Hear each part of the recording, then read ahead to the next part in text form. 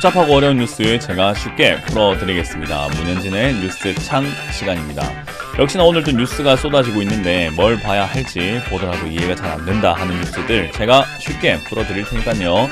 하루에 10분만 투자하시면 여러분들도 지금 돌아가는 경제를 다 아실 수 있지 않을까 생각이 듭니다. 도움이 되신다면 좋아요와 구독 그리고 알람 설정까지 반드시 부탁드리면서 오늘도 뉴스 바로 한번 체크해보도록 할게요. 자, 일단 오늘 뉴스는 제가 이렇게 뽑아왔습니다. 먼저 골드만삭스에서 증시가 미국 10년물이 2%도 쉽게 소화해야 된다라는 이런 이야기를 하고 있어요. 이게 뭔 소린가 싶긴 합니다. 골드만삭스에서 증시는 이제 미국 국채 10년물 2%도 소화할 줄 알아야지 라고 하는 식으로 약간 좀 신경을 거스르는 것 같기도 하고 상남자라면 이래야지 라는 것처럼 어떤 그런 느낌을 보여주고 있는 것 같습니다. 사실 이제 10년물 국채금리가 자꾸 치솟아 올라가고 있거든요. 거기에 대한 걱정과 우려가 굉장히 많은데 FOMC가 그런대로 잘 마무리가 되었단 말이에요. 그래서 그런 상황에서 지금 이제 1.8%, 1.9%까지 상승할 수 있기 때문에 FOMC와 연준 이런 거랑 상관없이 증시는 이런 거는 이제 버틸 줄 알아야 된다라는 이야기를 하고 있어요. 근데 문제는 이겁니다. 그래, 알겠어. 2%도 쉽게 소화해야 되구나. 1.8%, 1.9%까지 소화해야 된다 치자. 근데 채권왕 빌 그로스, 채권으로 엄청난 거부가 되신 분이고 전설적인 투자자라고 부르는 분이죠. 주식과 다른 곳에서 이렇게 또 전설이 되신 분인데 이분은 결국 미국의 인플레이션이 3개월 후에 3에서 4%까지도 올라갈 수 있다. 그래서 인플레이션이 저렇게 올라가면서 지금 미국 국채 선물을 매도하고 있다라고 합니다. 국채를 매도하고 있다라는 말은요, 또 미국 국채 금리가 더 올라갈 수도 있다라는 거예요. 그래서 이제 이런 부분들은 아무래도 증권사 관련 사람도 아니고 증권사를 대표하고 있는 사람이라던가 투자자들, 개인 투자자들 돈을 받아야 되는 사람도 아니기 때문에 이런 조언을 하는 것에 있어가지고 자기 회사에 유리하게 하지 않습니다. 예를 든다면은 증권사 직원이라고 한다면 증권사가 좀 더 화랑을 겪어야 수수료가 더 많이 나오기 때문에 지금 증시는 괜찮습니다. 여러분 투자 화이팅 할 수 있습니다. 이런 식으로 해야 계좌를 하나라도 더 트게 되고 그러면은 수수료가 조금이라도 더 나오게 되죠. 여러분들 현금하세요 하면 안 됩니다. 오히려 매매를 적극적으로 하세요 해서 한 번이라도 더 사고 팔게 만들어야 돈을 벌기 때문에 각 증권사 지점장, 부장, 관련 사람들, 연구원들 전부 다 증시에 대해서 긍정적인 이야기를 내놓고 있죠. 그러나 이제 그런 분들이 아닌 사람들, 전설적인 투자자들은 그런 데서 조금 더 자유로운 발언들을 할 수 있기 때문에 조금 우려 섞인 이야기들 굉장히 많이 하고 있는 것 같습니다. 그래서 인플레이션이 지금은 많이 올 것 같다. 그래서 페드, 연준도 정책을 변경할 가능성이 매우 높다라고 이야기를 하고 있는 거예요. 이거 어느 장단에 맞춰야 되는지 모르겠습니다. 그러나 우리가 미국인은 아니란 말이죠. 그래서 미국의 금리가 올라가든 말든 그거보다 중요한 것은 한국의 금리가 될 것 같습니다. 금리 발작이 판을 바꿨답니다. 재조명되는 한국은행 금리 인상 가능성입니다. 우리나라 지금 벌써 여러분들 은행을 이용하시는 분들은 아실 겁니다. 대출금리 많이 올라가고 있습니다. 대출 규제 굉장히 심해지고 있습니다. 대출 안 해주기 시작했습니다.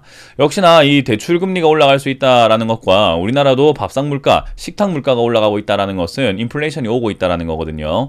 그런 과정 속에서 미국이 금리를 안 올린다고 한들 우리나라도 안 올릴 수 있느냐라고 하면은 사실 우리나라보다 미국은 초 경제 대국이기 때문에 우리나라보다는 미국에 투자하려고 하는 성향이 굉장히 강할 수밖에 없겠습니다. 동등한 상황이라고 한다면 당연히 미국에 투자해야 되겠죠. 그러나 그렇게 동등한 상황이 되지 않도록 우리나라를 좀 더 메리트 있게 만들어줘야 되는데 미국에서 미국은행에 돈을 넣었더니 금리를 0.1%밖에 안 준다라고 한다면 우리나라 은행에서는 0.5% 준다면 어때요? 0.4%지만 그래도 우리나라도 안전한 경제 성장국이기 때문에 선진국이기 때문에 0.4% 이율 더 준다고 한다면 투자하고 싶은 국가가 되겠죠. 또 1%까지 준다고 한다면 얼마나 투자하고 싶겠습니까?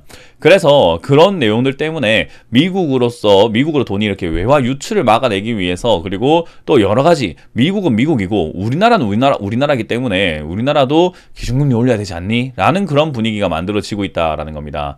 그래서 우리나라를 이렇게 좀 지켜봐야 되는 상황인데 많은 사람들이 역시나 FOMC만 지켜보고 FOMC에서 연준에서 금리 안 올린다고 하면은 괜찮아. 한국 투자 열심히 하자고 이런 느낌으로 가고 있는 것 같습니다. 잘못된 것 같습니다. 장기금리 상승에 대한 미국의 대응 이런 쪽에서 어떻게 할 것인지 뭐 뉴스를 제가 발견했을 때는 이렇게 찾아올 때는 FOMC를 앞두고 있었으나 지금은 제가 방송 녹화하고 있는 이 자리에서는 말씀드릴 수 있겠네요. 이미 FOMC가 진행이 됐는데 큰 변화는 없었습니다만은 약간 변한 게 있어요.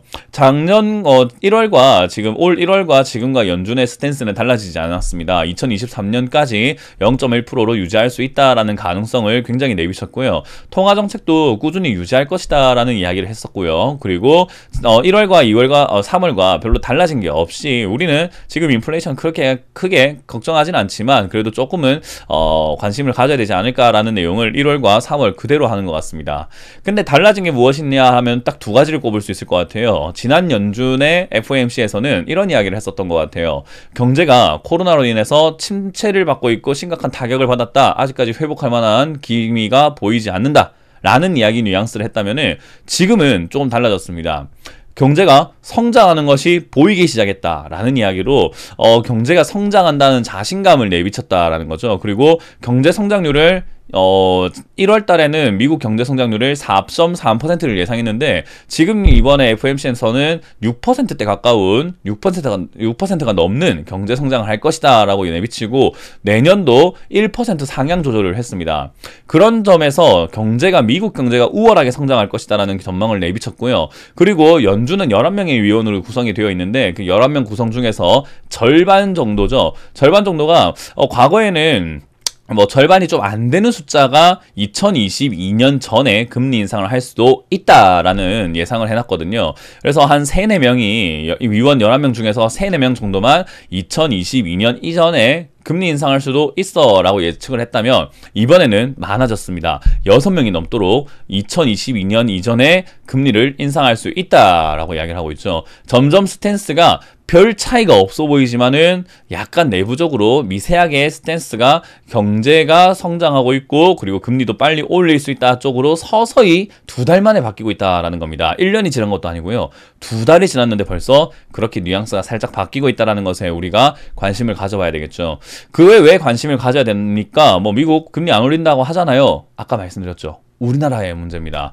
우리나라는 이런 일이 발생이 되고 있죠. 금리 1%만 더 올라도 이자가 12조나 증가하기 때문에 지금 여기서 돈이 엄청나게 풀려 나온다고 한다면 매우 힘들 수 있다라는 겁니다. 그래서 돈을 더 풀자라고 정치권에서 계속 이야기하고 있는 게 아무래도 대선도 있을 것 같고 또 경기 부양책을 미국에서 성공했으니까 우리나라도 해야지라는 그런 분위기가 만들어지는데 역시나 달러의 수요와 또 원화의 수요가 다르기 때문에 우리나라 돈을 쉽사리 풀어내서는 안 된다라는 게 저의 생각입니다. 자, 그럼에도 불구하고 어쨌든 표심을 얻기 위해서 돈을 풀어야 되지 않나라고 보고 있는 것 같고 그 돈은 세금으로 충당이 안 되기 때문에 채권, 돈을 빌려서 발행을 더해서 내야 되겠죠. 그래서 국고채 금리가 자꾸 올라갈 수밖에 없습니다. 나 금리 좀 더 줄 테니까 빌려줘, 더 줄 테니까 빌려줘 하게 되고 인플레이션이 걱정되고 우리나라 경제가 걱정되기 때문에 역시나 한국에 지금 돈을 빌려주려고 하면은 1.5%는 안 되겠다. 2.1%는 받아야 되지 않겠니? 아니야. 3% 받아야 돼. 4% 받아야 돼. 5% 받아야 돼 하는 그런 분위기가 만들어지면은 이자 부담이 굉장히 커진다는 거죠. 근데 이 이자가 어느 곳에서 가장 부담이 커지나요? 라고 한다면은 부동산입니다. 아무래도 우리 빚을 언제 제일 많이 내냐? 라고 하면은 집 살 때 제일 많이 내거든요. 그래서 집 사서 낸 사람들, 그 사람들 변동금리 한 사람들은 전부 다 대출금리가 올라갈 때마다 이자 부담률이 높아지게 되는데 과연 이거 버틸 수 있을까? 버틸 정도의 경제력을 갖고 있는가? 그게 지금은 또 화두가 되고 있는 것 같습니다. 그래서 우리가 미국의 전부 다 미국 시장의 시야가 뺏겨 있을 때 지금 우리나라가 휘청거릴 위기에 놓여 있는데도 불구하고 많은 분들이 관심을 가지지 않아요. 물론 뉴스창 시간을 많이 보신 분들이야 아시겠지만 조회수를 보시면 알 거 아닙니까? 투자자가 600만 명이 넘고 700만 명이 넘어가는데 제 조회수, 제 영상을 본 사람의 숫자는 그렇게 많지 않습니다. 그 말은 이거 알고 있는 사람, 이런 내용을 생각을 해보면서 투자하는 사람들은 극소수라는 거예요. 과연 이거 어떻게 될까요? 저는 조금 걱정이 됩니다. 전체 경제도 많이 걱정이 되고 그런 상황에서 개인들의 계좌가 안전할 수 있을까라는 생각을 하게 됩니다. 물론 제 방송을 보시는 분들은 이런 뉴스들 제가 항상 보여드리고 또 경제 상식 사전을 통해서 여러분들께 지식을 나눠드리고 있기 때문에 각각의 준비를 잘 하고 있으리라 믿어 의심치 않지만 다른 분들이라고 한다면은 준비가 안 됐을 것 같아요. 어쨌든 남들이 위기에 처한다고 하더라도 위기는 곧 기회가 될 수 있습니다. 남들은 준비 안 해서 위기를 닥치겠지만 우리는 그들이 망할 때 그들의 물량을 싸게 살 수 있는 그런 기회도 얻을 수 있거든요. 그래서 항상 리스크를 관리하시고 지금 증시, 지금 뉴스 당장 무너질 것 같지는 않지만 역시나 좀 중장기적으로 봤을 때 위험한 내용들이 너무 많다. 그래서 단기적으로 매매를 좀 하시더라도 조금 안전하게 하시면서 조금은 비중 조절해가면서 투자하시는 게 어떨까라는 조언을 드려보도록 할게요. 자, 이렇게 오늘 마쳐보도록 하겠습니다. 지금까지 문현진의 뉴스창 시간이었습니다. 고맙습니다.